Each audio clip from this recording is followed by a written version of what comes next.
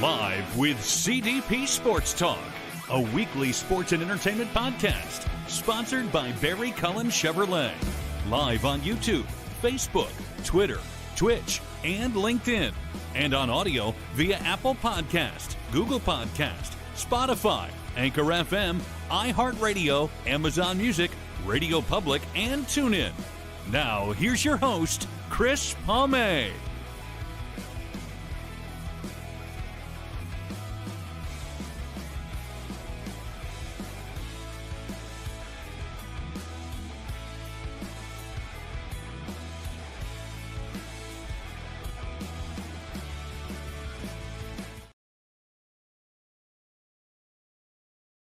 Good evening, everybody. Welcome to season 13, episode 12, overall 672 of Live with CDP Sports and Entertainment Talk Show, brought to you by our friends at Barry Cullen Chevrolet Dealership, located at 905 Woodlawn Road West in the Guelph Automall. Check out their website, barrycullen.com, for the newest selection of new and pre-owned GM vehicles, along with their great selection of all-electric vehicles, Cadillac vehicles as well. You can call the dealership at 519-824-0210 and tell them Chris Palme sent you, or you can email them at info@barrycullen.com. Barry Cullen Chevrolet Dealership has been family-run and operated here in the city of Guelph since 1969, and Barry Cullen Chevrolet has been a proud sponsor of Live with CDP Sports and Entertainment Talk Show for the past 3 years. Good evening, everybody, on this Thursday, March 5th, 2026.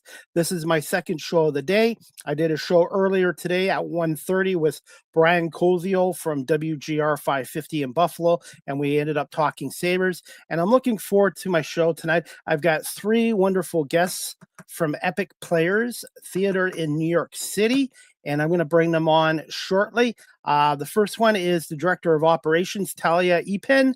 Then I have Kayla Robinson and Jordan Boyatt. I hope I didn't butcher their names. And we're going to bring these ladies on in one moment, and we're going to talk about Epic Players Theater, which I believe is celebrating its 10th year. And they have a big event coming up in New York City on March 22nd as well. So we're going to bring them on right now.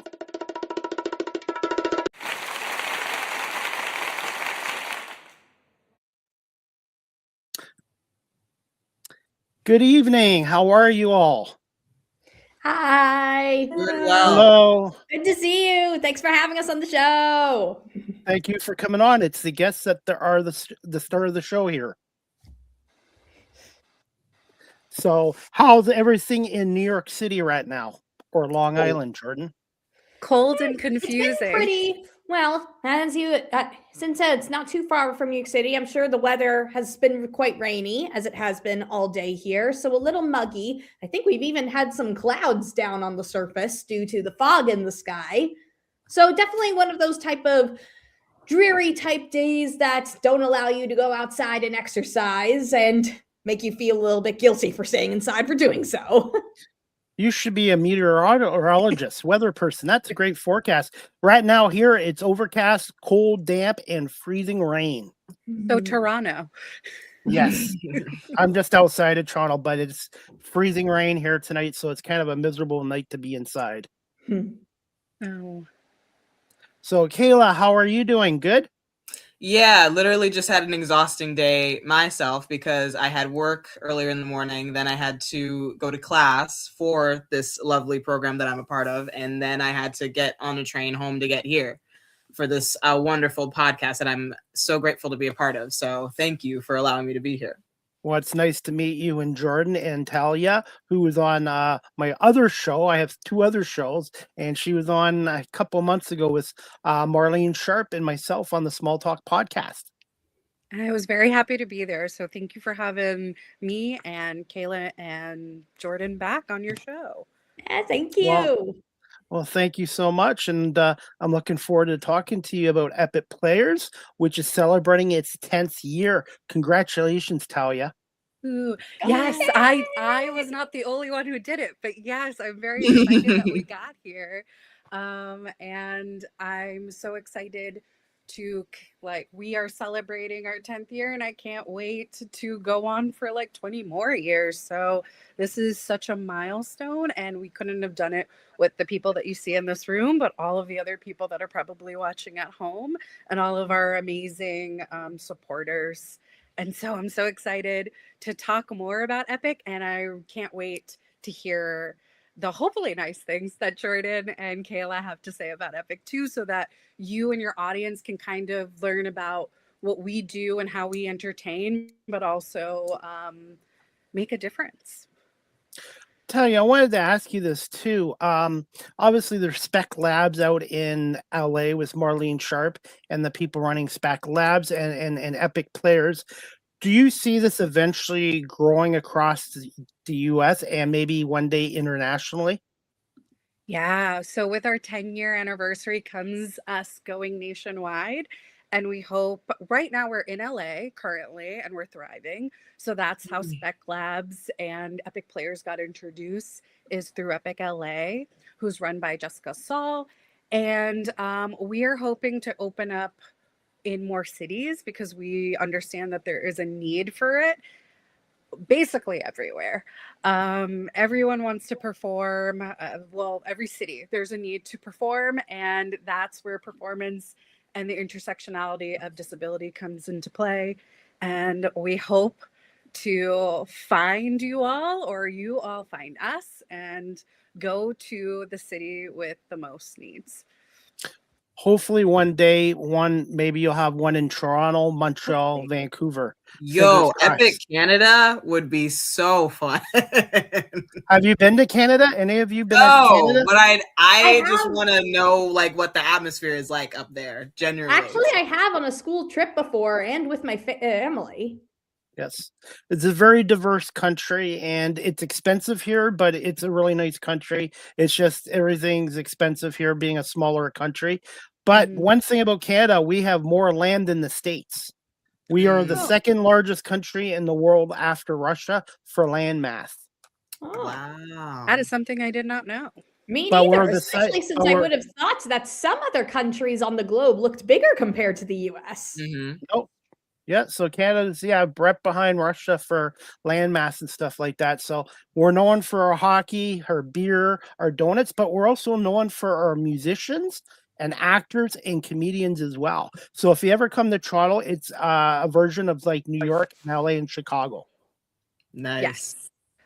I've performed at the Third Step in, I think, Toronto, and they were very inviting. So I enjoyed the comedy scene there, and I hope to continue to go back, and I hope they continue to have me. Anyway, Jordan and Kayla, are you got comedy in you as well?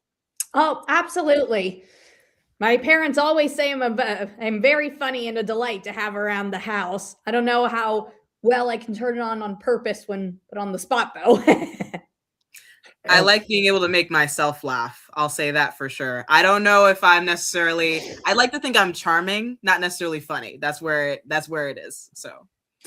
By the way, 6 years ago tonight, I started my first episode, and it was with a female ventriloquist actress from Los Angeles, Christine Barger. So, yeah, ventriloquist was on. And I said to Christine, I said, I didn't even know there was female ventriloquists, but apparently there's more and more of them out doing that now. You didn't realize there were female ventriloquists? Well, what about the female characters from Sesame Street? Okay, true. Good point. Good point. Good point. Valid. Good point. And we already have a viewer watching. He is watching on YouTube. It's Jared on YouTube. It's Jared. Yes. Hey, Here we go. Jared. I am so Jared excited. is in our show and is in a number with, I believe, Kayla, and has been in several different things with Jordan before. So Kayla's Jared is an Epic player. So shout out to Jared for joining. Yeah. Thank you, Jared. Talia, I wanted to ask you this. How many actors and performers do you have in Epic Players in New York City, approximately right now?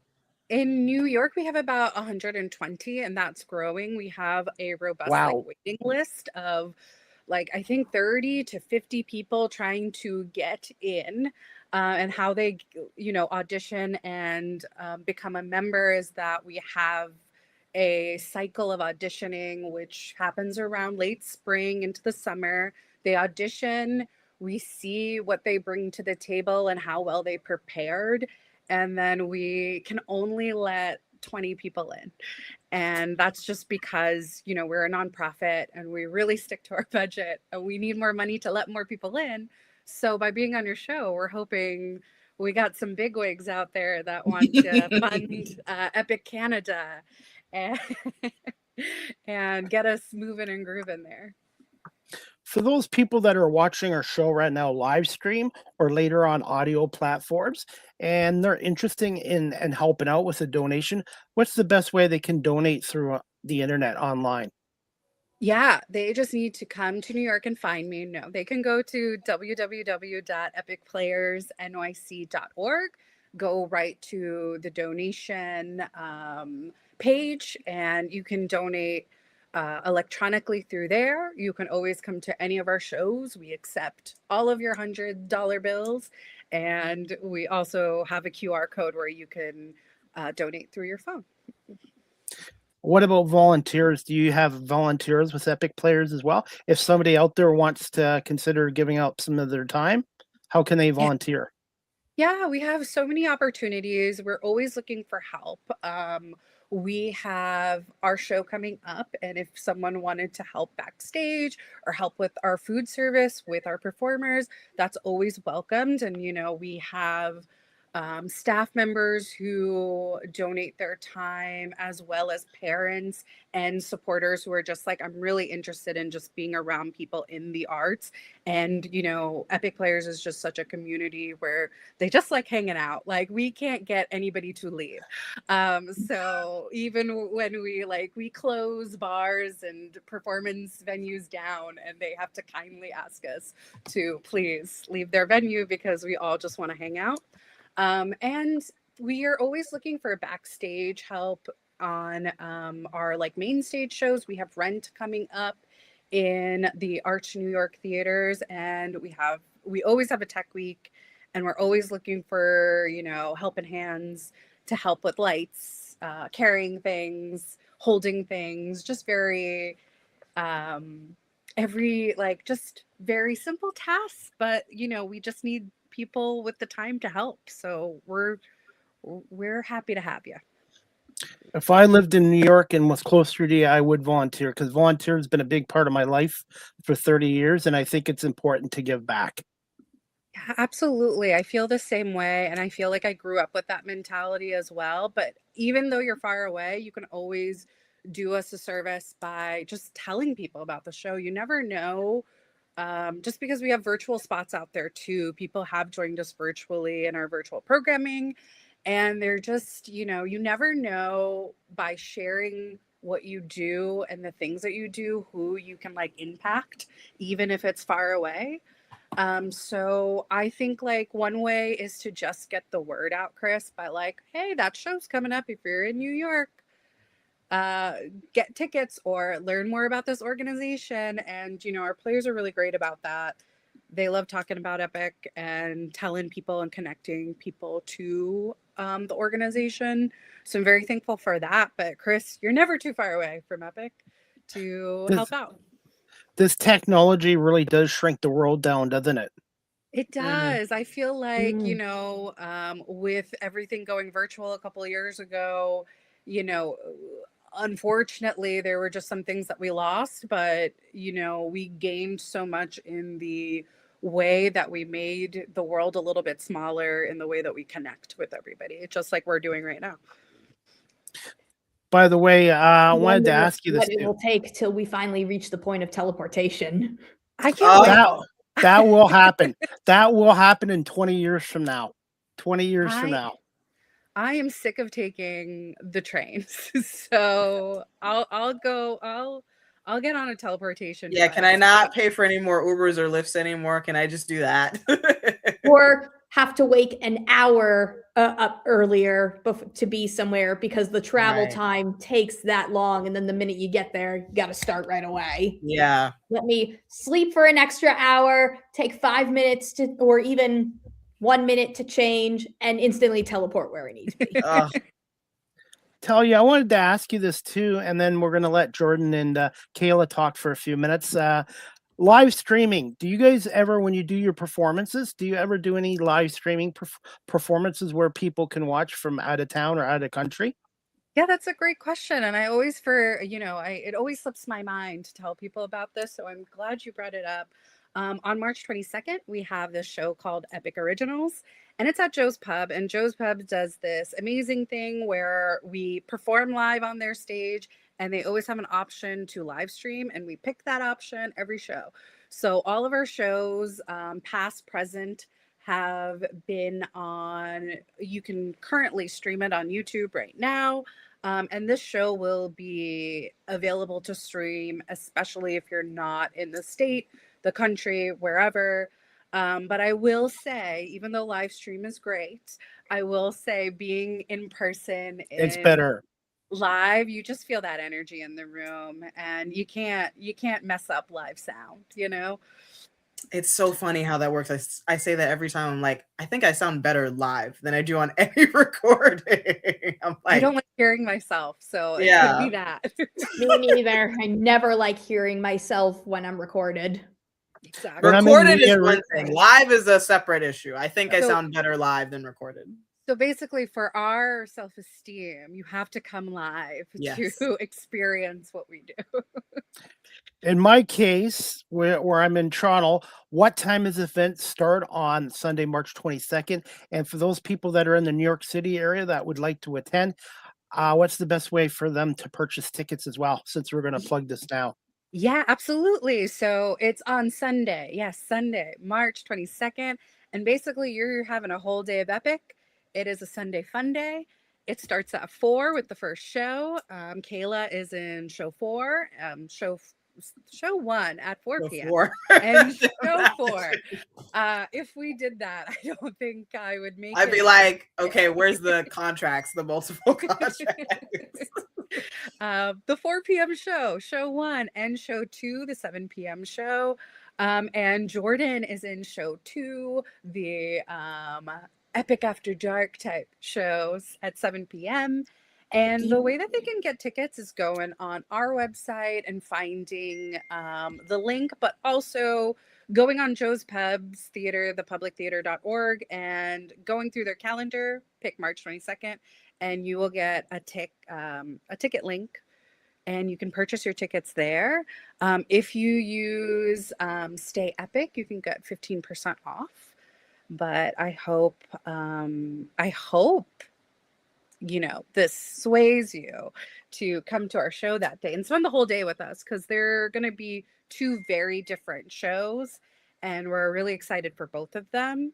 The theme is Revolutions and Revelations, and I will have Jordan and Kayla speak more on the theme and what to expect from the show. But Epic Originals is a show where it came from years of doing cabarets and epic undergrounds at for the last 9 years, where we have shows where it's fully, favorite songs based on a theme that we pick, and all of these singers singing songs. And the Epic Underground was a storytelling comedy and poetry spoken word show. And this year, because we're prepping for that 10-year anniversary, we're like, we need to do one show in the spring. And we found a way to combine both of the things that our audience loved, which was original pieces and music, and mash them up together, where everything that you experience on stage is going to be an original song from a performer or an original piece from one of our performers. And it's musical direction by Scott Evan Davis and assistant directed by Cameron Walker. Jordan and Kayla, would you like to say a few words? And are you guys getting a little bit nervous as it gets closer to the date of this big event?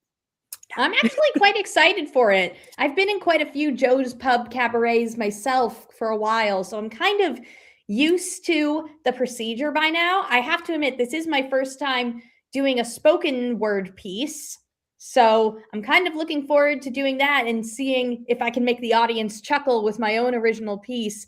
I don't often write original material, but I definitely wanted to do something for this show. So when I heard that auditions were coming up, I'm like, all right, focus, Jordan, focus and think. What can you write about that's related to revolutions and revelations that for this show? And I just got in my keypad and I thought of a personal story that actually happened to me. And I thought, this is funny to share. I think I'll do that. And so I'm looking for, so far in rehearsal, everyone else seems to love it. So I'm looking forward to getting the chance to deliver it to an audience and see how it goes. Though I will admit, it is a bit of a shame to me that Epic decided to combine the original materials with the theme this time. Because I was really, when I heard the theme was Revolutions and Revelations, I was really looking forward to auditioning with a song from Hamilton. That's true, but then you would have to make your own original parody of it. But that might take a little bit more time. It would. But I have to say, you say it's a spoken word piece, Jordan. That is a pure comedy piece. That is stand up. If I can ever attest to it, thank you so much. That makes me really happy to hear. I actually took a stand-up comedy class in college as well, and I feel like I just did average on it. So to think that what I have for this show already has positive reviews kind of gets my hopes up and makes me more excited to do it. Well, good, because it's going to be a great show, 7 p.m. featuring Jordan, and a very fun story that I won't ruin. No spoilers. We don't talk about Bruno.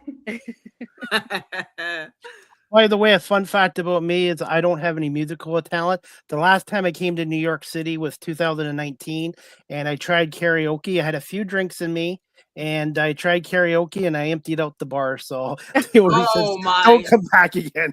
I had fun. I emptied the bar before I sang one note. That's so good. Hey, if there's anything I learned about karaoke, it's that the point of karaoke is not to sound good. It's to sound as terrible as possible while having the most fun. That's true. I need to learn to do that. I tend to want to sound good in all aspects. It doesn't matter. Fair enough. I used to think the same way, but I realized I was putting too much pressure on myself, especially if I was having a bad day where my voice wasn't up to code. But I wanted to enjoy myself anyway, so I changed my mentality for that. Good. Kayla, what's your involvement in this big event on March 22nd? In the show? How can I explain it in the simplest way possible? I have 2 songs in the first show, I imagine, or at least the first half, and then I have 3 in the other one, in the 7 p.m. show, and I know maybe 3 of them very well. 2 more I have to get down, just because, again, with it being Epic Originals, some of these songs are not like completely finished. I will say that as a template of what we're working with here. But all in the same, like the lyrics are there, the rhythm is there. It's more just like figuring out parts and figuring out how us as a group, because a lot of these songs, it's not necessarily individual. There's going to be group numbers, and I'm involved in a bunch of group numbers, and that's fun and everything. It's more just like figuring out how to map it all out at the end of the day. I personally didn't write anything for the show, but Talia graciously asked for me to audition just to, give my hand in it some way in some part, and I'm very grateful. So, Kayla and Jordan, how did you end up meeting Talia and Epic Players? What's the story behind this? Around Talia specifically, I think I just eventually met her from a show I auditioned for and then aligned with and she was also helping out with or directing and stuff like that. How I officially met Epic was actually at school when I was in college. I had told the Bridges program, because I went to Adelphi University, that I enjoyed singing and performing. And they're like, Jordan, while you're here, you should participate in the talent show. And I thought, you know what? Why not put myself out there and do that? So I did. And the night of the talent show, it happened to be a night when Epic Players came to watch the show, give a preview of their show, Little Shop of Horrors, and ask for their support. And when Aubrey saw me perform my songs, she knew she wanted me. So she came up to me, talked to me, pitched Epic, gave me a card, and I honestly really considered it. it was, no one had really, a theater company had actually reached out to me wanting to recruit me. It kind of felt like a big stepping stone moment that I definitely thought would change my life and be a good opportunity, especially if I did want to pursue theater. So I took up on her offer, and I got to say it was the best decision I ever made. I got to going to be in so many shows. I got to make so many new friends. People, I now have an active social life, which is something I struggled with quite throughout my teen years and sometimes still do to this day. And I got to learn so many more independent skills even. So being part of Epic, getting the opportunity to be a player and do performing has honestly helped me grow as a person. So it's one of the reasons why I am so grateful to them, why I enjoy being part of them, and why I hope I'll be able to be part of them for many years to come. Great story, Jordan. Thank you for sharing that. And Kayla, what's your story? What's my story? Okay, so it's funny with me, actually, because what I think is so funny is that I am not on the autistic spectrum, but my brother is. And me, I just personally have ADHD. So at the time, my mother was like, oh, my brother likes voice acting, so let's get him into a program where he'll be catered to. And we found Epic, thank goodness. So we both auditioned and we both got in. Awesome. And from there, I don't really know how I met Talia. I don't know if it was during the audition process or a bit later, but either way, I'm so grateful to have her like as just a mentor and person in this whole journey of me learning to be an entertainer, because I think she's awesome. But afterwards, just taking classes and being a part of so many shows, I realized that, yeah, this is where I meant to be. I meant to entertain. I meant to create. I meant to be surrounded by other creatives. And via that, I'm just so grateful for every opportunity that's presented to me at every given opportunity with this program. So, yeah. Talia, how much of an impact, how satisfying is it having an impact on a lot of people's lives the past 10 years? That is a lot to take in right now. Because I don't wake up every day being like, I've made an impact. So it is just an interesting thing to just like actually hear someone say. I get it and I know, but like just to hear it back is just very phenomenal. Because, like when I joined Epic, but when I found Epic, it was mainly because I grew up in a situation where be seen, not heard, and all I wanted to do was be heard. And so that's what got me into comedy. It was my favorite thing of like, I get up on stage, no one gets to interrupt me, and then I perform, he gets to hear what I say. And that was just not something that I got to really have when I was growing up. So, and I had a lot to say. I started with just expressing that with like political cartoons and drawing and doing all of that. And that's kind of how I got into satire and comedy. And then it grew into me talking about satire and comedy and being very current with current events. And then, I've been performing since I was like, writing since I was a teenager, performing even before I like got into college. And, like it was just there. It was always there. And I was like very self-taught in like the comedy game. And then I had to get out of college and then go to work. And then it was just like, it was that time where there was no superficial work. Like there was no design work, there was no nothing. So I couldn't really use my background in media and communications. So I leaned on like the psychology and I got into jobs working with teens with disabilities and children with disabilities. And I love that. Like that was just something that was very natural to me. And then, like, because I, in a sense, had a background in volunteering and being in very different teaching spaces. And then here it comes. One day I find somebody who introduces me to Opry who's found Epic. And, it is like, it was just something where you can marry the thing that you love to do, which is like figure out like, you know, working with people with disabilities, and then also being a performer and combining those things of helping people with disabilities be the best performer that they can be is just like, how do you find that? So it's like, I just feel like I was in the right place, right time, but I would not give that experience up for like anything, I feel like. So it just like helps me survive every day. Here's something fun about me. I've the last 6 years I've been on camera. I love being in front of people. I speak at high schools, but when I was younger, in elementary school, high school, even college, I would play small and shrink in front of an audience, and I had to be dragged up by my professors or teachers to speak in front of a class. And now, being 53 years old, I am very comfortable with public speaking and getting in front of people. I've reinvented myself over time. Oh my God.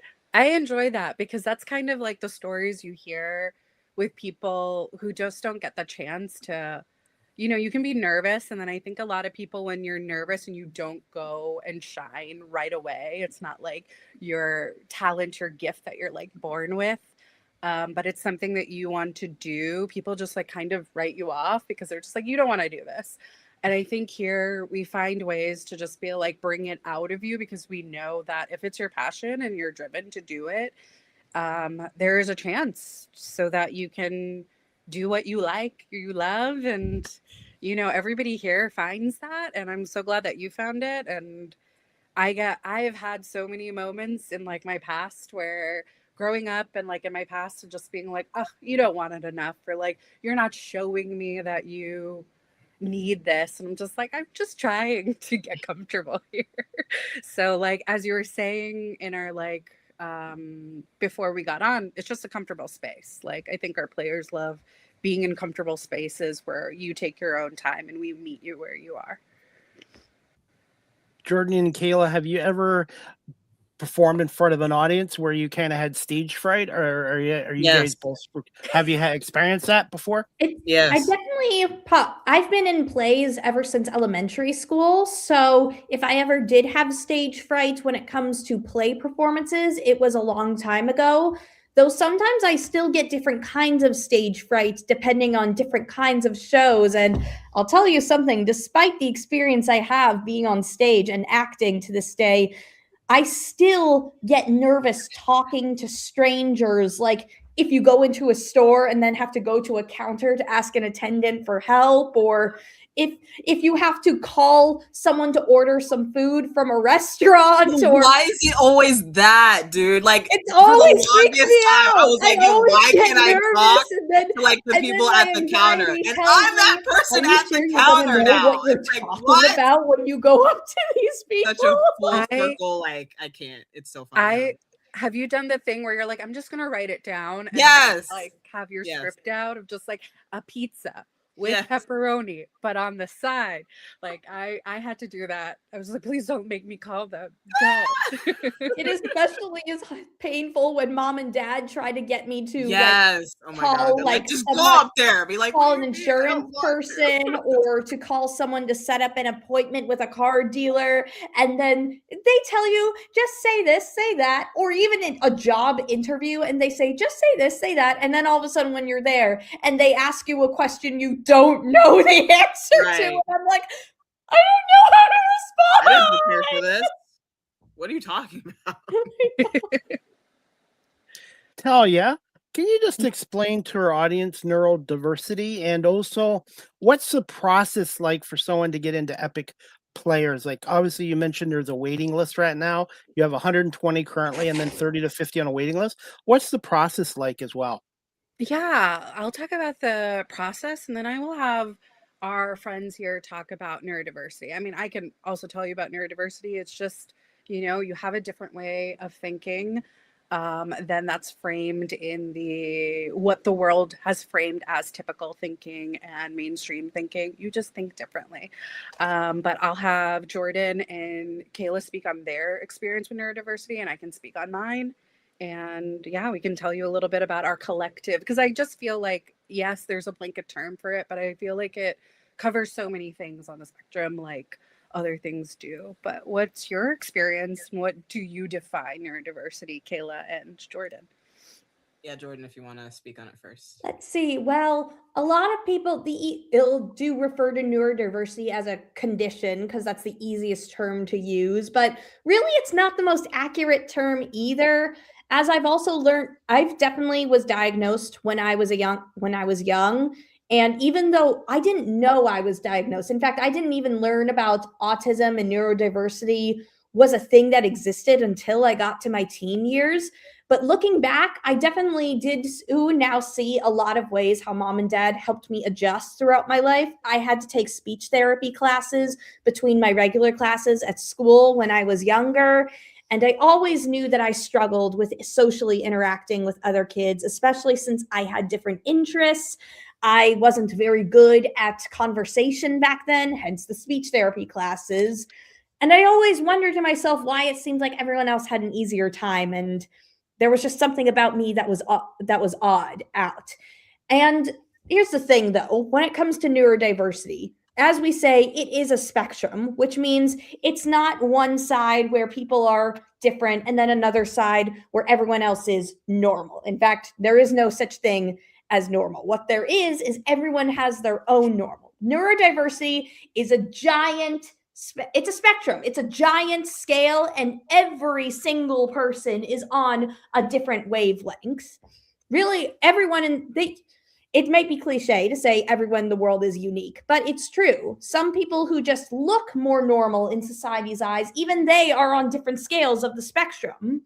But the people who are more obvious than who fit in the norm are also just on different sides of the spectrum, just sides that you don't see as often. And it might be easy to say those on the spectrum are the odd ones out in a whole world of us, but let's not forget there's over 9 billion people on the planet at this point and still growing. So compared to how many people we've even met in our lifetimes, that's literally nothing compared to how many of us really exist out there.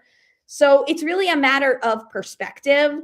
It's a matter of also just recognizing that despite what societal behaviors and expectations tell us, there isn't really a set standard. And honestly, I feel like that way of thinking inhibits us. I literally also learned this during my theater classes at college that we actually have so much more vocal range. Our voices have so much more capabilities.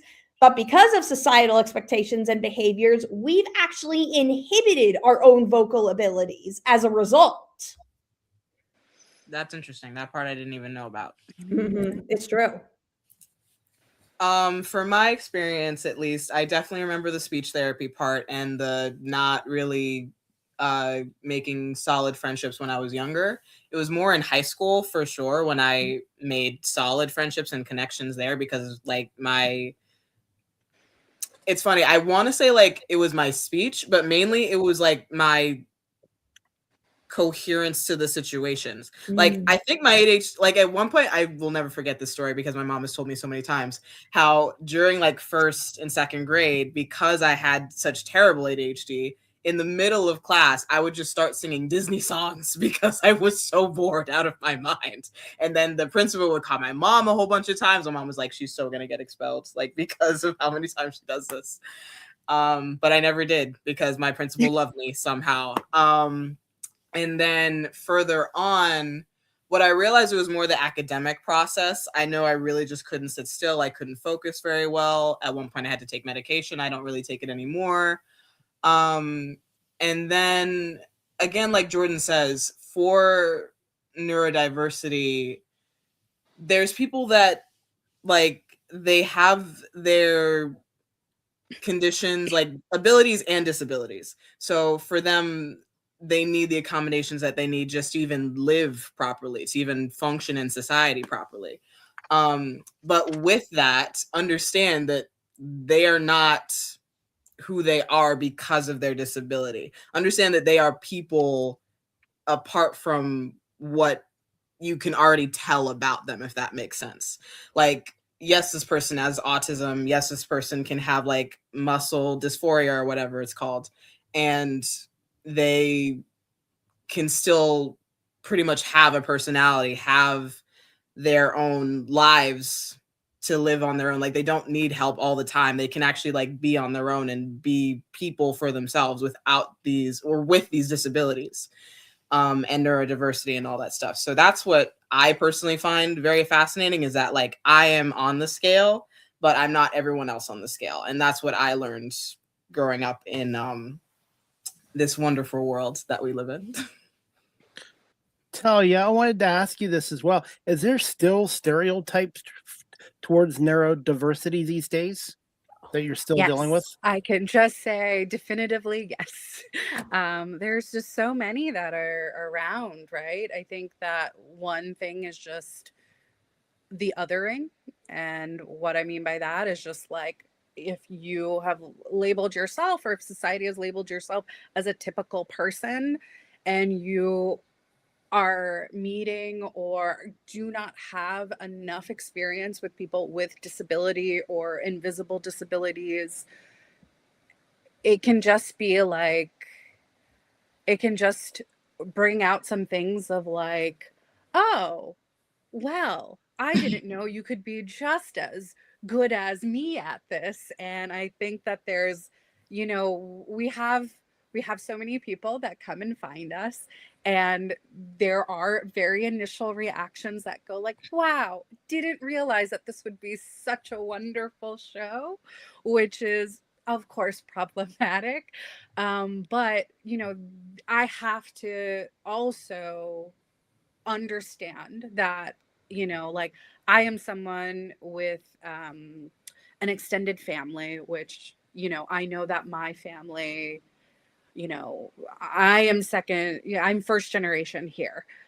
I know that they did not have the same experience, and they have grown up, and I've uh, seen the stereotypes of not being as they say, a typical person, and what that means, and how stigmatizing it is to like a family name, or how it is. But like, I feel like I am so blessed and lucky to have my nieces, my nephews, people around me know about this company and what we do to fight those stigmas that they hold, that's so cultural, and that they can see that like this, like see a different definition. Because I have people in my family who are young right now, and they fit that description of being neurodiverse or having an invisible disability. And it is about like talking about it, and it is about acknowledging that like that doesn't mean that means that we find access and accommodations and find ways that we adapt the world to you, not that you need to adapt the world, that you need to adapt for the world.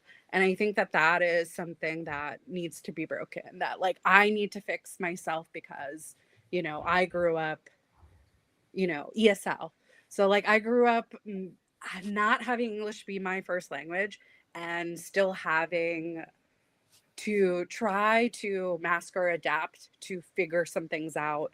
And now having to, for a very long time, advocate for myself to be like, I understand that you think this, this, and this, but I am having and struggling here because of X, Y, and Z. And because it's something that I grew up with, and it just will be with me until, until I'm not here on this earth. So it's just finding ways to, like, I'm lucky enough to advocate for myself, but I feel like it's the advocation that will break all of these stereotypes. And I'm just lucky enough to have this organization where we can tell people like, okay, I understand that you initially came here and you thought, wow, we're just like everybody else. But it's up to us to be like, yes, but like, I want you to meet these players, hear their stories, understand that there might be a difference here, but that doesn't mean that we are different. Well, Kayla, I think another part of it is that it's also good to acknowledge that we are different too, because it's also counterproductive to say, oh, it doesn't matter what our differences are. Deep down, we're all the same, because, well, that's not true either. It's very important to acknowledge differences, but not let the differences deter us regardless. Yes. I'll take my different back and say we're all human and have a better definition for that. We're all people. We're all different. We all maybe operate differently, but that doesn't mean we can't learn to understand those differences and embrace them or accept them. Yes, exactly. It doesn't mean we can't coexist or interact. Do you feel, I want to get Kayla, Jordan's, and Talia's opinion. Do you feel even in the last couple of years, more neurodiverse autism people are getting more opportunities in the entertainment industry now? Actually, absolutely. Not just with Epic players, but my final year of college, we actually did an interview with myself and a couple other members of the Bridges program to talk about our experiences with autism. So that alone shows me that people on the spectrum are getting more opportunities to be heard, to express those voices. And I am also grateful that Epic Players is a place where neurodiverse people can express their creative voices because, well, like Talia said, doors like that were very limited to them, and all sorts of people on the spectrum back then. And they're still a bit limited to this day, but they're opening up more. We're getting these opportunities, and I'm glad we are. And not just in one place. Other places are showing more open doors as well, which means this isn't just a singular set point that only one party is speaking. Lots of people are also speaking this, which makes me have faith that the world is acknowledging it more. Talia, what would you tell the people that are on the waiting list right now? Generally, how long is somebody on the waiting list currently? They're on the waiting list for a couple months. We are in like communication with them throughout the whole process. One thing that we do is we give them more information about who we are, what we do, invite them to shows, get them into free opportunities where they can see us and classes that they can observe. We just had our virtual perspective player class, right? The day of the blizzard. And we all met virtually. We got to know our perspective players. That's what we call anybody on like the waiting list. And they got to experience what we do in a Epic Plays class, which is our community building class that we do every Wednesday. And, you know, one thing that came out of it was just a sense of community and people being like, I haven't been in such a happy space in such a long time. This was wonderful. Can't wait for the audition. So they'll do this perspective player class either virtually, and we have the in-person one coming soon. And then they get to understand what we do. We get to know them a little bit more and understand their access needs as well, so that we can support them through the audition process and make sure that they're set up for success. And then we have a few days, and because we're auditioning like 50 plus people, we have like 3 days set aside, a couple hours a day to audition folks in time slots. They'll sign up. We'll see what their commitment level is and what they want to do and what they have to offer to the arts and how much they love the arts. And then after that, the leadership and the community kind of goes through all of our candidates, and we get a new class of 20 people. I hope that was like helpful. But Kayla and Jordan, you can tell Chris your experience about the audition process as well, to get an insider perspective, because I am very glad that I didn't have to audition for Epic, and I don't know. Kayla, I'm gonna put you on the hot seat. Okay. Because for me, I forget if me and my brother, we took the perspective class first and then we auditioned. I'm pretty sure that's what happened, is that like we took the perspective and then we auditioned. But what I thought was really cool was that like we auditioned, we didn't get put on the wait list. And I was like, oh my gosh, so they must like us. And then from there, I have been so blessed to have been just given so many opportunities, be it like being part of shows, volunteering to help with shows. Being part of Susical was like, I think one of my favorite experiences that I've had with Epic thus far, even just like with making connections and learning about how a musical theater show is put together and all that good stuff. But that's my take on the audition process. I don't want to take too long on it. Yeah, Kayla, I want to just like point out something that you keep saying is as Epic has given you opportunities, and I feel like you both have earned all the opportunities that we presented to you. I feel like we find some opportunities and we gather them together, but we have been, you know, we see who's been working on their craft and who's earned it, and like you know, your brother just performed in like for the Flutie Foundation like in the summer or a couple months ago. I can't even remember the month. It feels like it was yesterday. And you know, like there are just so many special events and special opportunities. We have one tomorrow. Jordan's performing tomorrow. We're performing for a school who is fundraising for us, and we're giving them tickets as part of their fundraiser to the show Rent.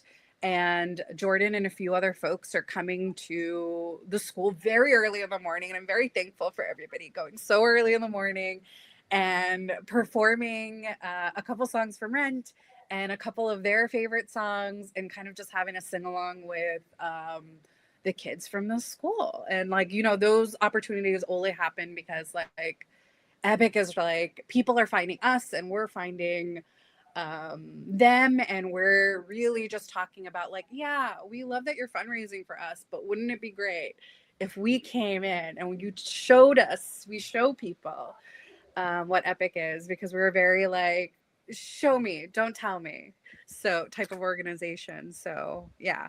6 a.m. tomorrow morning, 6 a.m. No, 9. Not that early. Imagine. Like the school opens at 6 a.m. and then they have to perform then too. I would have been like, I'm gonna live stream from in front of the school and just stay there.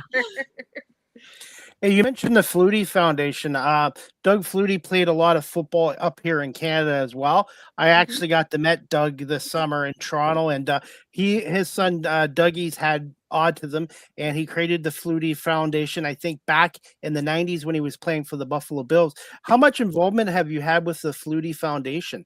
That's a great question. We are a partner organization with the Flutie Foundation. We have been awarded several of their grants that fund other autism organizations, disability organizations. We have performed in a few of their events whenever they're in New York. We have Liz Monroe find us and is like, can Epic perform here? And we're always like, yes, we can.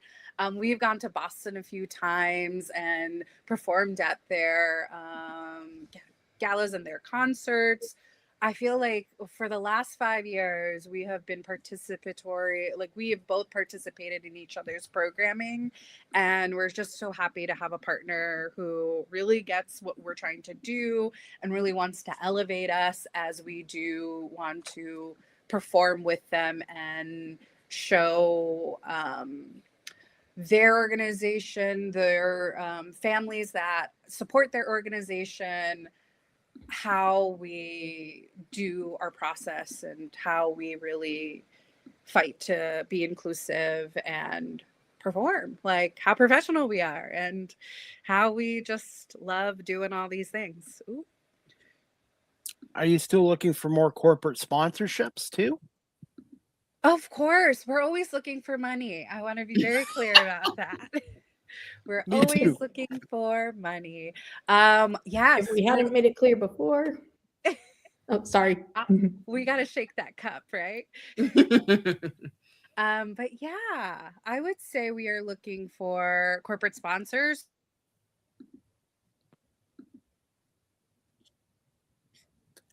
I'm not sure if Talia froze up there. I think, oh no, did she freeze?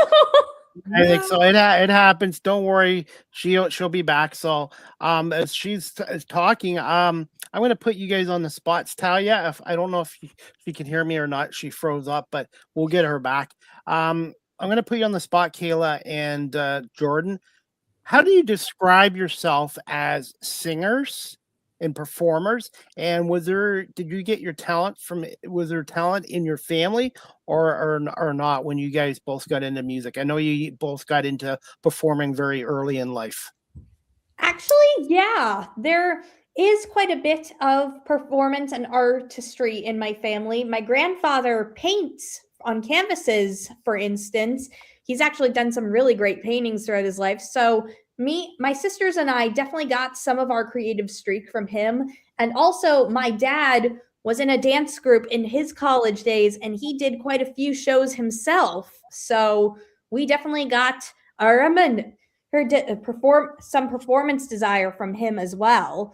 What I find really funny is that my mom and her twin sister were definitely jocks throughout their entire lives, definitely a very big sports people. And we inherited their physical prowess. We definitely did. My sisters and I definitely did grow up having a natural athleticism for outside activities and stuff like that. But we all only focused on the creative arts, and mom feels like she doesn't have a single creative bone in her body. So I just find that drasticness to be a very interesting comparison, especially since I kind of got most of my appearance from her as well. For me, it's funny. Yes, definitely there's lineage in the fact that I am a performer, because it's funny. My grandpa, he was the one who was both an actor and singer. I didn't even know that until recently. And then my dad sang, my mom danced. A lot of my cousins are in, they learn music, and I fell through. So for me, definitely, I think it started just by watching all these Disney movies and listening to songs that my parents would play on the house stereo all the time. I was just like, okay, these sound fun. Let me see if I can emulate that to some degree. And from there, I found that it's just a fun space to be in, just like being able to sing songs, feel the music, and then being a performer. It's funny, that is a different take that I've had on it as of recently, just because it's one thing to sing for yourself, and it's another thing to sing in front of people. Because for me, the nerves just go up like tenfold, and then I have to learn like, oh no, you know this, and you've done it 10,000 times already. Just do it in front of people, and these are all strangers. They expect you to do good, and you know you can do good, so do good, and all that good stuff. So that's what I have to say about all that. I'm going to put you on the spot, Kayla, here. You mentioned Disney movie. What's your favorite Disney movie? Oh, no. That's like a favorite. I will say it's like my all-time favorite, and this, I don't know if it's biased or not, but it's Princess and the Frog. I love that movie. I will say, I feel like that movie was kind of like good character development. Love the animation. The fact that they haven't gone back to Judy is a travesty, but I'll say that. That's what I love about. I definitely feel like that movie was like the first Disney movie that transitioned us into the next era of Disney. Yeah. I kind of feel like it was like that was like the start of the next era of Disney. Absolutely. Welcome back, Talia. Hello. I knew you were going to come back. I knew you were going to come back. They always come back to me. It was because I asked for money. They were like, karma. Get her out of there. Nobody likes a gold digger. I've been known to be that precisely.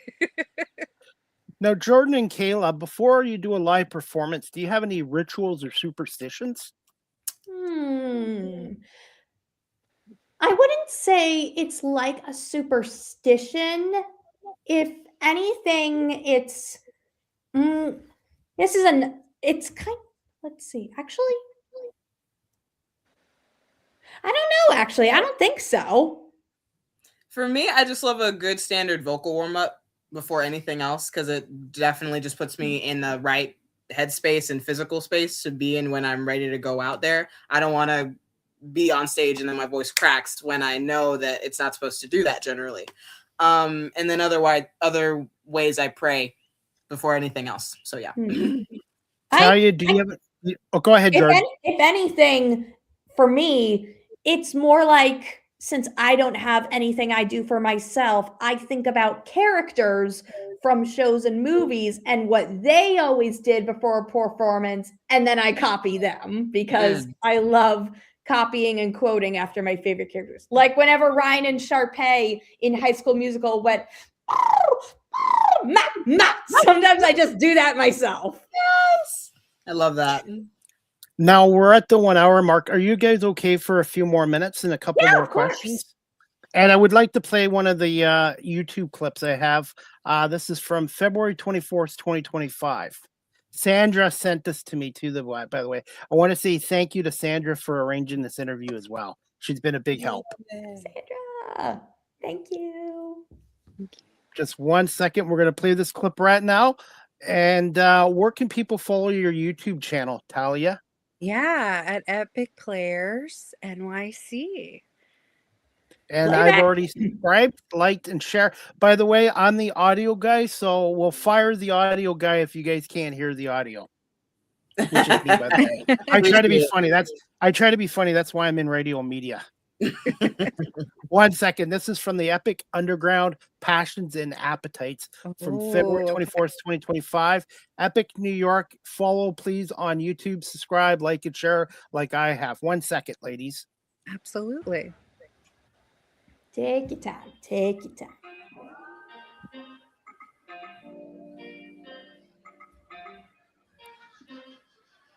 And if this is right at the beginning, you might need to go in a couple of minutes in because it doesn't start right away. Okay, thank you for letting me do that. I think we'll do that. Okay. We'll go right here, and we're at the 6 minute mark. It's an appetite. Passions and appetite. Yes, Jen. Oh my gosh. Passions and appetite. Hey, yeah! Our theme was passions and appetite. Keep that passion and appetite going for Talia. Woo! Are you serving it up on a sizzling platter? Yes, we'll be serving it hot on a sizzling platter with our great, grand, glorious Epic Players. Oh, I'm going to go get my sizzling platter of food. Bye-bye. Hey, keep it going for Talia. Woo! I'm Jen Clark, as you know. Writing this script, I accidentally wrote Joe's Poob instead of Joe's Pub. But I thought it was so funny that I kept it. So give it up for Joe's Poob. Yeah. Hey, mistakes equals gifts, right? Yeah. Well, without further ado, keep it going. Let's get some rockiness applause going for Sammy. Woo! Oh, this bit is so good. Fun fact, Sammy is co-hosting show 1 this year. Awesome. Hello, everyone. Let's hear it for Jen and Talia. Aren't they great? Okay, that's enough. That's enough. I have to talk about something really important. Ready? Okay. Let's see a show of hands of folks who've watched Glee. We have any Gleeks in the house? Oh, wow. Wow. Okay. Wow. It's okay. It's okay. You're in Community now. This is a safe space. Mr. Shu isn't real. His rapping can't hurt you. My name is Sammy, and I am a Gleek. I have a love-hate relationship with the show Glee. It was at its peak when I was in high school, attending a performing arts high school and feeling very much like the underdog. It holds a special place in my heart for many reasons. One is Kurt Hummel. For my people are here. For the few of you who were lucky enough not to be Gleeks, Kurt was the gay character. I didn't understand why at the time Kurt was so important to me, but looking back, he was very influential in my coming to terms with my own identity as a queer non-binary person. My love for Kurt was matched only by one thing: my hate for his boyfriend, Blaine Anderson. I've never hated a character more in my life, and my hatred for him still burns strong even after all these years. I love to hate him. Being part of the Glee fandom on Tumblr gave me a sense of community and belonging. While most fans loved Blaine and Klaine, that was the ship name for Kurt and Blaine, there was a small yet mighty corner of the internet for us haters. Hating Blaine became part of who I am in the same way that loving my cat, loving theater, loving milkshakes is part of who I am. I talk about Glee all the time. I talk about it on first dates and when I meet new people. I don't know how or why, but it always finds a way to creep into the conversation. It seems no matter what I do, all roads lead back to Lima, Ohio. I could be out at a bar like Joe's Pub and a song will come on, don't say it, and then, as if having an out-of-body experience, I can hear myself say, they did this song on Glee. Thank you so much to Sandra for sending me this clip, and just thoughts, Talia, on this clip from the epic underground Passions and Appetites. Yeah, the thoughts were Sammy came to us. This was their first year at Epic, and they wrote this piece about obviously Glee, the TV show. And you know, when you're doing a personal narrative class or a comedy routine and you talk about something else that is like a comedy show, a television show, there's just such like, you know, you're always going to find people who engage and love the same things that you love. And it's about finding it. But I always talk about, well, what about the people that have no idea what you're talking about, right? How do you also reel them in? And in this process of talking to Sammy, because I did watch Glee when Glee was on, I don't think I was a super fan as Sammy, but I did watch it. And I was just like, make me believe how much of a fan you are and make that audience believe that now they too are a fan and they're on that journey with you and they get invested. So I believe like with our original pieces, you can talk about anything you want, and especially of how it relates to you, because as much as you're talking about a show, you're talking about how this show really shaped you and why that was. And Sammy talked about their personal journey in why, the very specific reasons why, because everyone can talk about the show. Oh my gosh, if we had 12 people just talking about the show Glee, you would be bored. But what we bring to it is like, we can talk about all of these shows, these Disney characters, but we're going to give you our perspective on like why that is important for me and my perspective, so that we can share this experience together while I'm on stage performing for you. So it's just been great to get that process from starting in a class setting to getting to an audition room, getting passed at that audition, and then also, as like Kayla described, that we're still working on things are work in progress, shaping it for this show to be ready to be performed at Joe's Pub and to be like devoured by the audience. So it's just, it is definitely a very unique process. And I wish that more stand-up rooms and I wish that more performance rooms kind of use this practice of adapting for certain shows and modalities so that it's not so intimidating. Because storytelling is intimidating. Telling people about yourself is intimidating and sharing. And I think that all of our players has done such a great job doing that, because there are people who can do it, but we do it very meaningfully. Talia, I wanted to ask you this, and Jordan and Kayla too. Do you find creativity nowadays is shrinking? It depends who you ask, because generally I think it really, because we all have our slumps every now and again, right? Even I do. For me, it's more like, especially whenever Epic goes out of season for like the summer, I'm just like, oh my God, what do I do? How does my brain stimulate? And then there's moments where it's just like, you know what? I don't feel like being creative this month.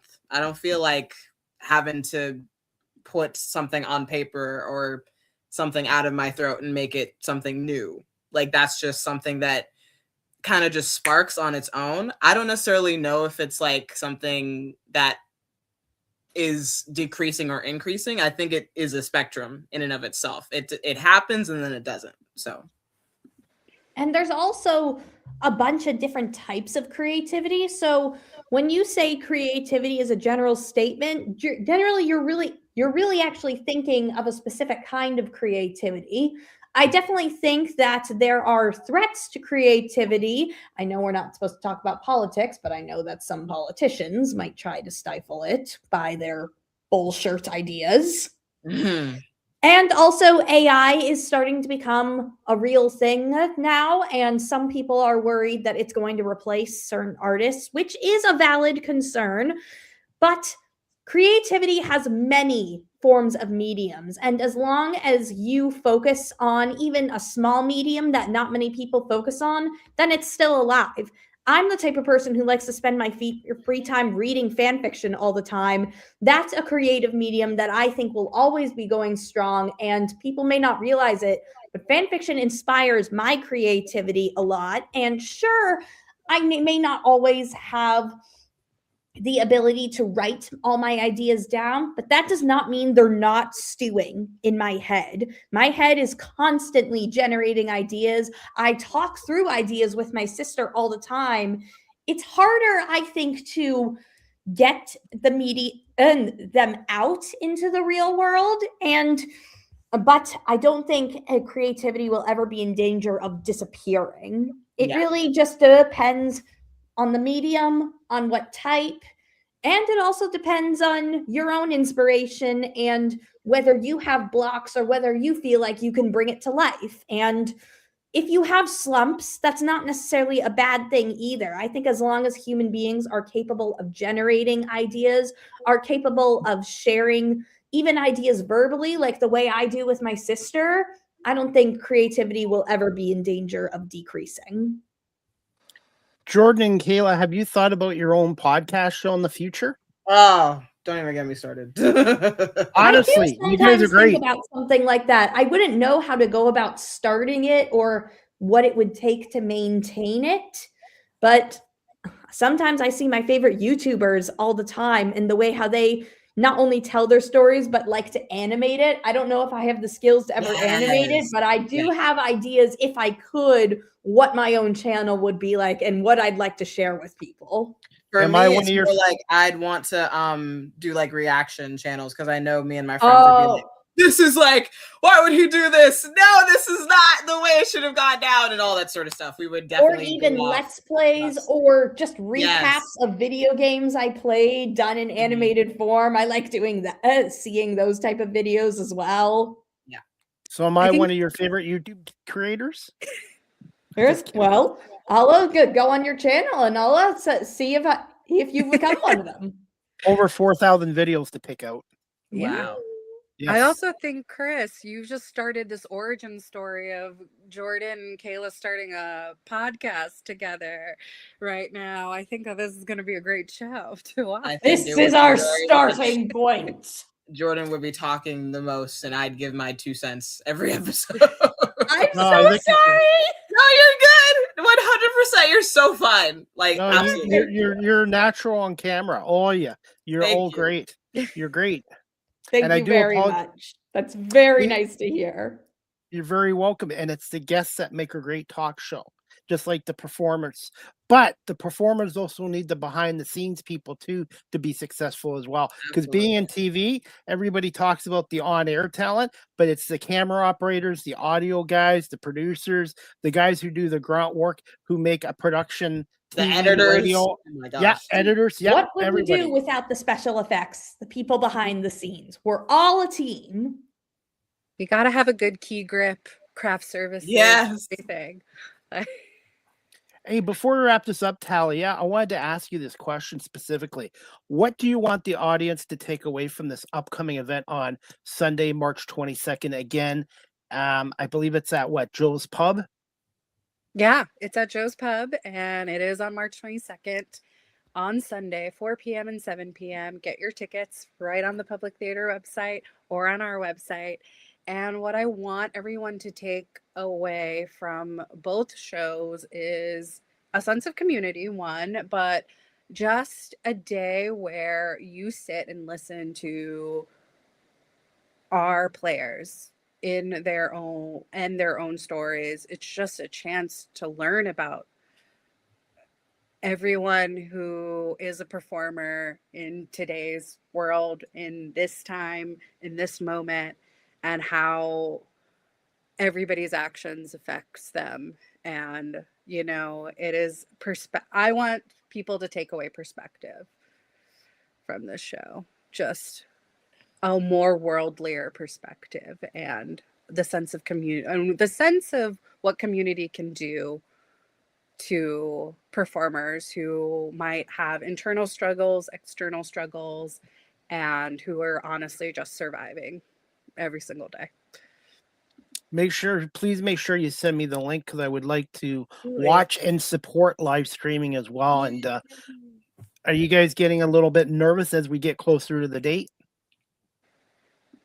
I'm really more excited. I'm more The nervous only thing about making sure that all my songs are where they need to be, like in terms of readiness.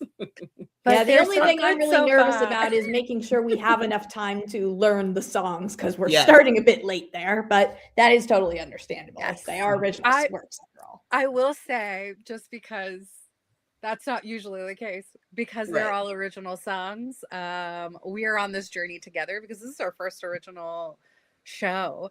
And we learned so much about the process of just like, yeah, I guess you do need that. And then that also is an element. And then it's defining what a finished song means. And that's taught me so much. And it's taught the company and everybody who's worked on this show so much about like, what does a finished song really mean? And how do you get there? Because you can't just teach someone else's music from just a place of, here's what I think it is. I think it just takes, it's so enlightening of like how many people it takes to get a song together and to the shape that it needs to be.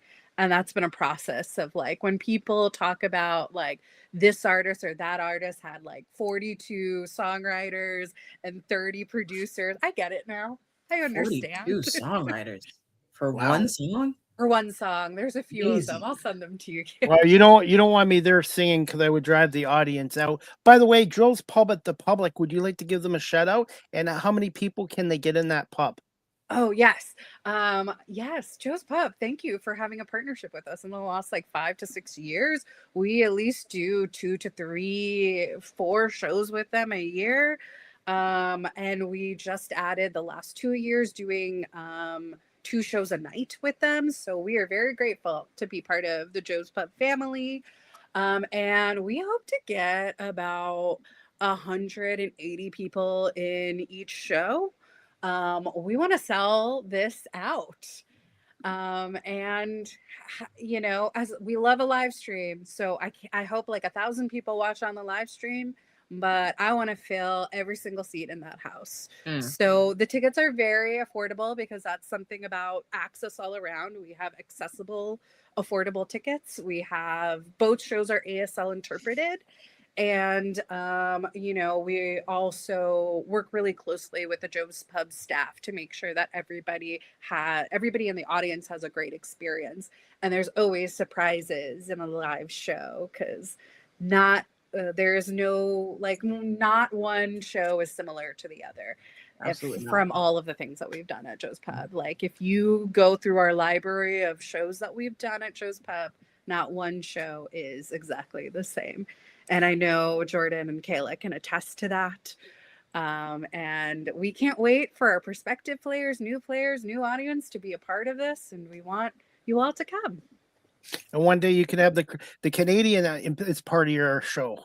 Yeah. The Chris, crazy Canadian. You're welcome to any time. If you got on a flight right now and we're like, I'm coming to the show, we will find a seat for you. Yes. Absolutely. We'll make you your very own VIP box. We'll give you your own table. Yes, we will give you can sit on the grand piano and Scott will play. Yes. If that is the only seat we have, we'll put you there. So, by the way, as we wrap up this show, I'm going to put you all on the spots. What's one fact about Kayla, Jordan, and Talia. One fun fact about you each. Do we say our own fact, or are we trying to find one about each other? Oh, well, you can do. You can do. I'd one be of, like, that'd be fun if like we could figure out each other's. Ooh, who wants to go first? I'll go. I think. For me, apart from also being a performer, I also cosplay.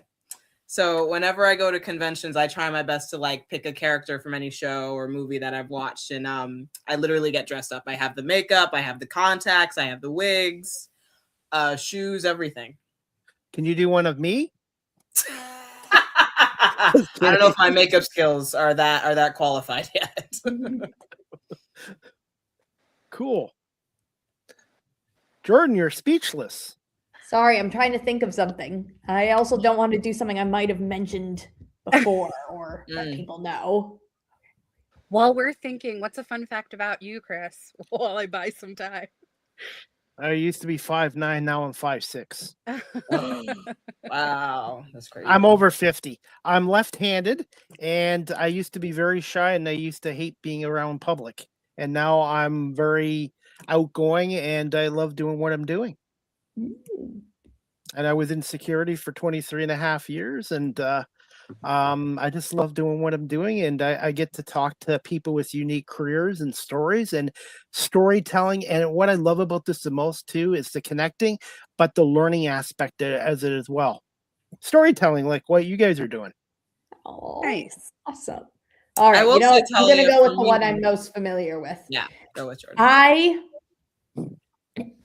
I am a regular movie quoter. In fact, when I was younger, as I told you before, I needed speech therapy. And it's funny that you call me a chatterbox here and I'm a natural for the camera, because when I was younger, I hardly spoke at all unless I was directly spoken to and it required a verbal response, because things were always going on inside my head.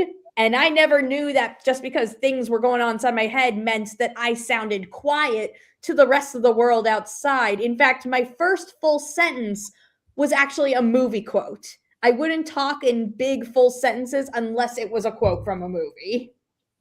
And often that's how I used to communicate. I love that. And my fun fact is, and it's a fun, I feel like my friends know this, but I feel like I'm very like, we talk about performing in Epic when I'm at Epic, so I know that not everyone at Epic knows this. So I love going down conspiracy rabbit holes. And, like I'm not like, wear a tinfoil hat and really, but I love, you tell me, I know every single conspiracy that's out there, and I know the fun pop culture of it and the history behind it, and then I make my own deliberation on if I'm like, this is what happened and this is what's gonna happen. And so one time when I was like, oh, I have to go up next at a comedy show, and I'm very a person, because my access needs like, got to be prepared, proactive, prepared, have everything written down. I'm much more spontaneous in the last couple of years, but I think I just went up and I'm just like, hey, everybody, just tell me, what's your favorite conspiracy theory? And I just did a whole, like, it's my go-to. I don't have a set. I don't have a bit right now. I am just gonna start asking the audience about their favorite conspiracy theory and then riff off of their responses and have it back and forth with them. And then it's my fun way to do some crowd work, because I get real engaged. They're really engaged because they're just like, did you hear about this? And I'm just like, yeah, I did. And I can contribute because I did go down that rabbit hole and I love it. So we have some real fun ones going on right now on the internet. I'm not going to age this podcast with them, but I know people are really talking about some famous actors out there not being the famous actor. So it's just real fun, because I'm like, I can't wait to a couple months after I do all my petty research and then have my own theories about it. So I love it. We got 2 more viewers watching. Prince is watching on YouTube. Says, Prince, hey. he's also a performer. Prince is watching. Okay. So I'll have to maybe one day have Prince on my show as well. Yes, Oh, yeah, you he'd be a should have great- Prince on your show. I think A that great is a guest. great guest. Yes, to have. absolutely. Yes. And I have a Yeah. friend of mine from Canada watching. His name's Evan. He says, how's it going, Chris? How's it going, Cast? Thank you, Evan, for watching. Hi, Thanks, Evan. Thanks for Evan. watching. Hi, Evan. He's a I big will say, sports fan. Talia, like just one quick thing. I didn't realize that you were like a first English was your first language thing. No one knows. Because you speak so eloquently that I'm just like, really? I didn't even pick up on that. Like, that's so good. I think What is again, it like? What Say is that it again, like Chris? to be bilingual? Like, I learned quite a bit of Spanish throughout my life, but I can't say I know it enough to be fluent, or like the minute I hear it, it sounds as clear to me as my primary languages. So what is it like to be bilingual in that sense? Yeah. So here's another, I guess another fun fact is that, yes, when I was younger, I used to speak my mother tongue very fluently. Like my mom brags about this, just like, you spoke better than us, both languages. And then when you get to school, you kind of have to do this thing where you choose one. And then that's what unfortunately happened. I understand everything, every snarky comment, every back talk, anything that my family can say. And not a lot of people in my family that was born after me can say that, because not everybody understands the language still. But it honestly is it's like playing hopscotch in your brain, because you're just like, which language am I using now? Which language am I processing right now? Because of just like how in the house it just wasn't consistent. And I feel like my niece right now is going through the same thing of like, which language are we doing? But in high school and college, I took Italian as well, and so I know 3 languages pretty well. That's sick. But I do get stage fright in front of people when they're just like, now speak it to me, and I'm just like, I don't know what you want me to say or how to say it. Then I also lose English sometimes, and that's my access need. Is like, I tell people when we are doing our classes now, just to be very transparent, it's just like, if you see me pause for a long time, it's not that I'm not engaged or that I'm speechless or that this is happening. It's that my brain is trying to find those words that are missing, because I'm either replacing it with my mother tongue language, or I'm just like, I used to know what that was. I don't know what that word is anymore. I'll wait till somebody else fills in the blank for me, or till I get there, and then it's 2 days later and I'm like, that was the word. So that is how it works in my brain.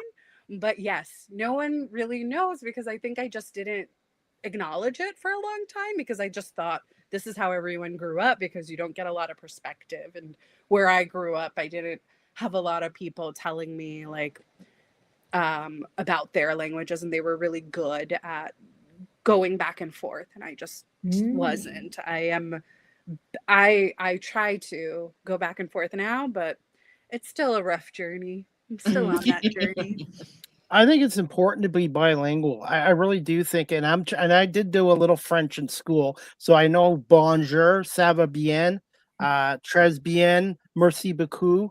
So I do know a little French, but you know what? In any career you go into or any profession, I think it's important to be bilingual, because I've also had actresses and actors that can do 2 or 3 or 4 languages, and it's helped them get roles that they never thought they were going to get as well. So I think it's important to learn other languages too. Yeah. As someone who loves watching anime, I actually picked up a bit of Japanese.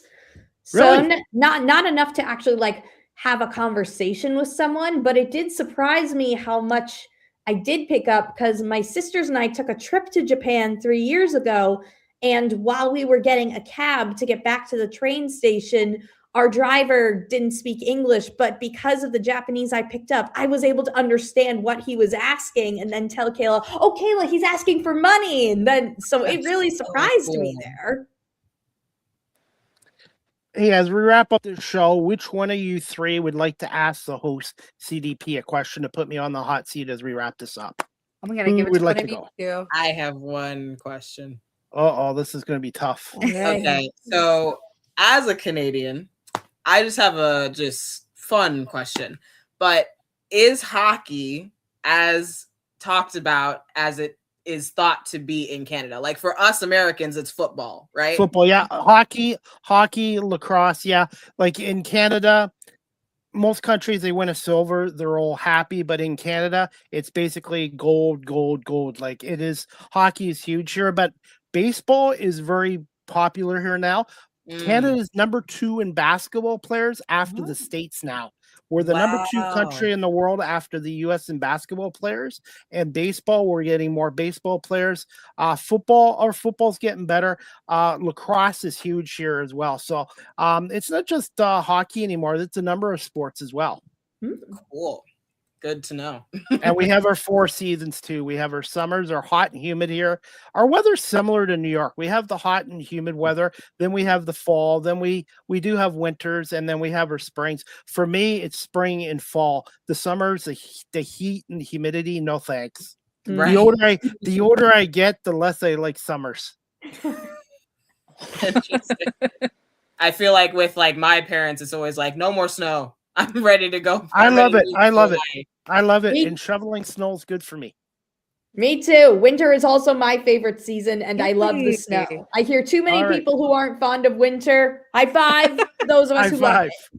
Or is it the knuckle thing now, the elbow? I can't keep up with today's. Is it the elbow or the knuckles nowadays? It was elbows during COVID. I remember that for sure. Okay. Or if we could find a way to connect the heart thing that people do. And I want to say to all three, I apologize for keeping you over an hour, but thank you so much for coming on this show. And I think we got a lot of good content here. And you all have an open invite to come back on here again. And please send me the link for March 22nd. I would like to watch on live stream and support you guys. And one day when I do get to come back to New York City, I would definitely like to see you guys perform live and support you. Because I think what you guys are doing, and you guys do a lot of great work. And you know what? We need more good stories, feel good stories nowadays. Yeah. All right. Thank you. Thank you for having us. We enjoyed being on the show. By the way, one day I'll have my own show.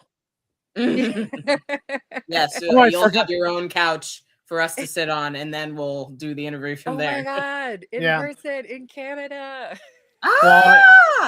Yes. But the time you guys see me, I might be about 5'2". As soon as you hit 50, you start getting shorter, and then my waistline's growing. We'll just be like faces on an iPad that's just moving on a little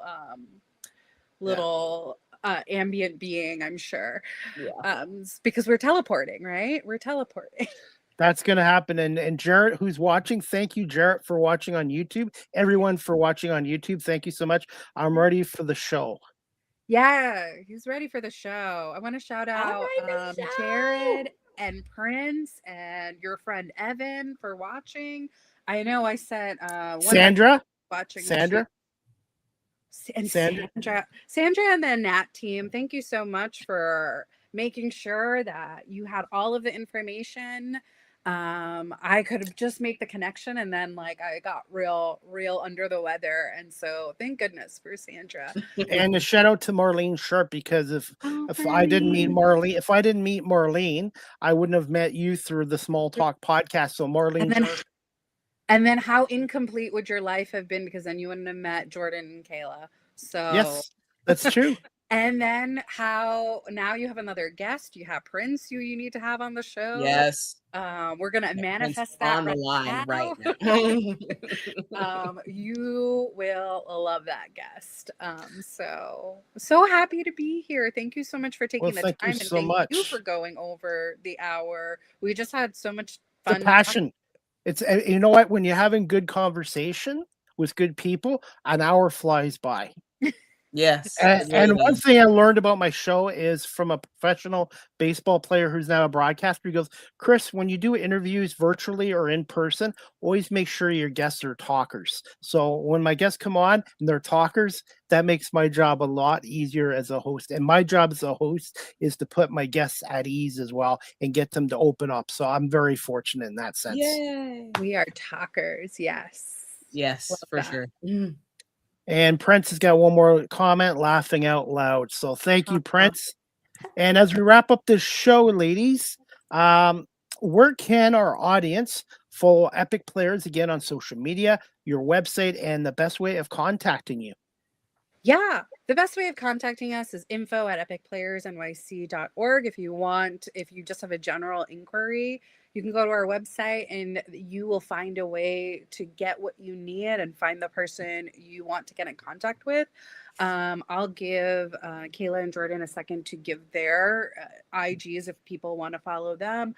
If you want to reach out to me to have me on your podcast, you can reach out to Talia DA Comic out on IG, Talia Comedy out on everywhere else, and I'm happy to perform wherever you'll have me. I've performed in all sorts of situations and venues, and so Hopefully, Toronto one day or Niagara Falls.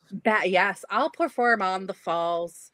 I'll be the one in the barrel tumbling down while doing improvised set about the conspiracy theory of the Niagara Falls and where people go after they go. I'd love that. Podcast. Yeah, I'd love that if she was like so many actually of in the barrel on the falls. Like I'd watch that entire bit. There's so many conspiracy podcasts, and I listen to them. So, Jordan, Kayla, do you have IGs that you want to give out? If not, sorry. Yeah, it's up to you guys. Yep. KNR18 at IG. I will look for you and follow you. Cool. I'm afraid I don't really have any social media IDs for you to follow me on. When it comes to the internet, I'm a ghost. Well, we'll keep in touch through Talia. How's that sound? Sure thing. Thank you so much, Chris. And give me a little bit of time tonight. I need to go for about a 20-minute walk because I've been doing a lot of sitting today and talking. So give me 20 minutes. I'm going to go for a 20-minute walk, and then I'm going to download the video, the audio, and then I'm going to shrink the video like myself. And I know I try to be funny. So I'm going to cut the video down into clips, and I will tag in you on my TikTok and Instagram. And if you would like the full video, please give me about a day's notice, and I can send it to you through WeTransfer. Love that. Yes. It basically takes big files, and it kind of shrinks it down into email size. Amazing. I'll take that, and I'll make sure that Kayla and Jordan have it. Yes, I will do that. So yeah, just give me a little bit of time, but I want to say thank you so much, and to Sandra and to everyone for watching this show, and continued success with Epic Players. And one day I will come and see you guys live, but I will support you guys virtually on March 22nd. I'm looking forward to hearing you guys sing and perform. Tell everyone about us. I will. You guys will the word and stay epic. Stay epic. Yes. Stay epic. And one day I will. Next time I have you on, Talia, I'll ask you about the story on how you became Epic Players. Ooh, I love it. I can't wait. So okay, we'll save that for part 2. Jordan, continued success. Kayla, continued success, and definitely looking forward to seeing you guys on March 22nd. All right, we'll make it a show for you to remember. Deal. Thank you so much, ladies. And we'll talk to you soon. Thank you so much. Good night. Good night. Bye. Good night. Thank you so much, Talia, for coming on, and thank you to Sandra and Marlene Sharp too. Because if I didn't do a show with Marlene, I might not have met you as well. So Marlene is I've known her for 5 years now, so she's a big part of my podcasting life too. I love that. A big shout out to Marlene, and I think this brought all 4 of us, so much joy. So thank you for doing this, and I think what you're doing is great work. Absolutely. And I hope one day they bring this to Canada too, because I'm sure I don't know, I should look into it if there is something similar like this in Canada, because I think what you're doing is amazing work. Thank you so much. I can't do it without the Epic team, and they can't do it without me. But yeah, we can't do this without a community behind it. So we are so thankful that now you're part of our community. Well, thank you so much. And just give me a little bit of time tonight and we'll get all Take this your done time. for you. Take all the time Okay. you need. All right. Thank Thank you you. so much. Have a good night and we'll talk to you soon. And we look forward to March 22nd. Should I talk to Sandra about the link or can you send me the link? I can send you the Okay. link right now. Okay. Yeah. Thank you Thank so you. much. I appreciate it. We'll talk to you soon, Talia. Bye. Bye. All right, everybody. That concludes my second episode of the day. Earlier today, I did Brian Cozio from WGR 550 in Buffalo, Talking Sabres. And I want to say thank you to Talia, Kayla, and Jordan from Epic Players for coming on here, and as well Talia Eapen, Kayla Robinson, and Jordan Boyatt for coming on from Epic Players as well. Please, everybody, check out the website.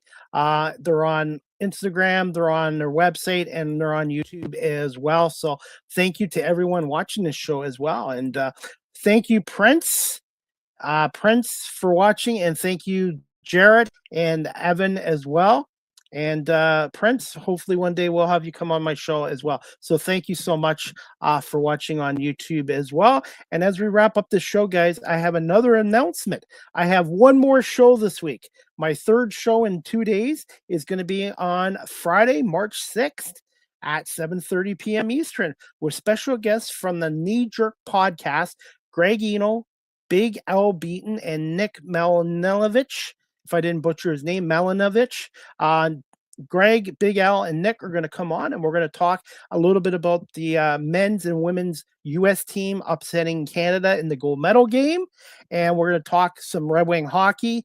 The NHL trade deadline is tomorrow at 3 o'clock. Whether the Red Wings and Steve Yzerman do something. And we're going to talk a little bit about the Detroit Pistons and the Detroit Tigers, too, who are in training camp as well. And speaking of the Detroit Pistons, they play tonight at 8 o'clock against San Antonio, so they should be finished the first quarter tonight. So Pistons and Spurs as well. And the Red Wings are in action tomorrow night against Florida as well. So please join me for my Live with CDP Sports and Entertainment Talk Show by BarryCullen.com. Again, Friday, March 6th, 7:30, with the gentlemen from the Knee Jerk podcast, Greg, Big Al, and Nick will join us as well. And I have more shows coming up next week as well. But I want to say thank you to Talia, Kayla, and Jordan from Epic Players for coming on here tonight. Please follow them on social media. And I really appreciate them coming on here tonight. And I got one more comment before we wrap up this show. And this is Jarrett. He says, stay epic. Jarrett, thank you so much. Prince, Evan, thank you so much as well. And before we wrap up this show too, guys, I do this with every show. And we're going to finish this up right away. The Cambridge District Humane Society on Saturday, April 11th, 2026, from 7 p.m. to 11 p.m. is having a fundraising event at the Cambridge Newfoundland Club, located at 1500 Dunbar Road in Cambridge, Ontario. It's their fundraiser is called the Prohibition Speakeasy Fundraising Event, 1920 themes. Tickets are $75 per ticket, and you can purchase tickets again at CambridgeHumaneSociety.org. And I've already purchased my ticket there as well. And remember, Epic Players is having their big event on Sunday, March 22nd at Joe's in the Pub in New York City as well. You can go to epicnewyork.com on my ticker. I'll leave it on here before we leave, and you can check out Epic Players website for more information on their big event on Sunday, March 22nd as well. And finally, guys, Barry Cullen Chevrolet right now, the federal EV rebate is back. You can get up to $5,000 off a purchase of your new Chevrolet EV. More details at Barry Cullen Chevrolet dealership at 905 Woodlawn Road West in the Guelph Auto Mall, or more details at barrycullen.com. So again, the federal EV rebate is back, and you can get up to $5,000 off a purchase of a new Chevrolet EV as well. And Barry Cullen Chevrolet is the proud sponsor advertiser of Live with CDP Sports and Entertainment Talk Show. So please check them out if you're looking for a new or a pre-owned GM vehicle, or an all-electric vehicle, or a Cadillac vehicle. Barry Cullen Chevrolet dealership here in Guelph.